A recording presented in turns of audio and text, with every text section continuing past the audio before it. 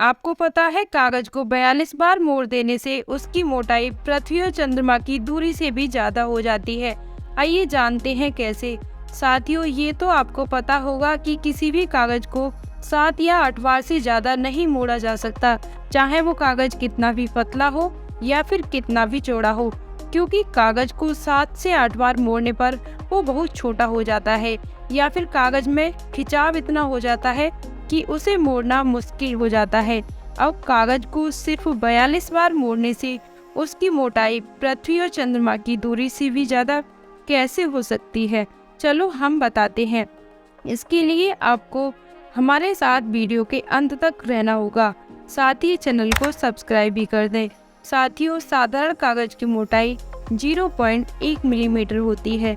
अब कागज को एक बार मोड़ने पर उसकी मोटाई 2 गुना, 3 बार मोड़ने पर 4 गुना और 4 बार मोड़ने पर 16 गुना हो जाएगी, यानी कागज की मोटाई 1.6 मिलीमीटर हो जाती है, जो कि 16 पेजों के बराबर है।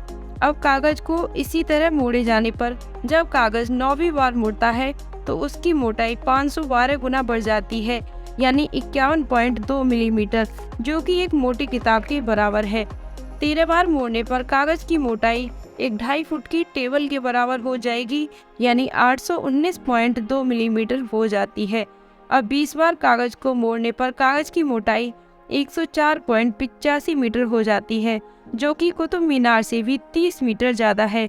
इसी तरह 30 बार कागज को मोड़ने पर वो 107 किलोमीटर के बराबर मोटा हो जाता है। और जब हम कागज को 42 बार मोड़ेंगे तो उसकी मोटाई 4,39,804 किलोमीटर हो जाएगी, जो कि पृथ्वी और चांद के बीच की दूरी से भी 50,000 किलोमीटर ज्यादा है। अब साथियों, यदि कागज को 42 से भी ऊपर मोड़ा जाए तो क्या होगा। कागज को 51 बार मोड़ देने से वो पृथ्वी और सूर्य के बीच की दूरी जितना हो जाता है और 103 बार मोड़ने पर अब तक के ज्ञात ब्रह्मांड के बराबर हो जाता है।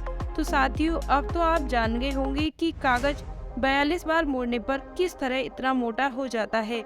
अब यदि आपको हमारी जानकारी अच्छी लगी हो तो वीडियो को लाइक व शेयर जरूर कर दें।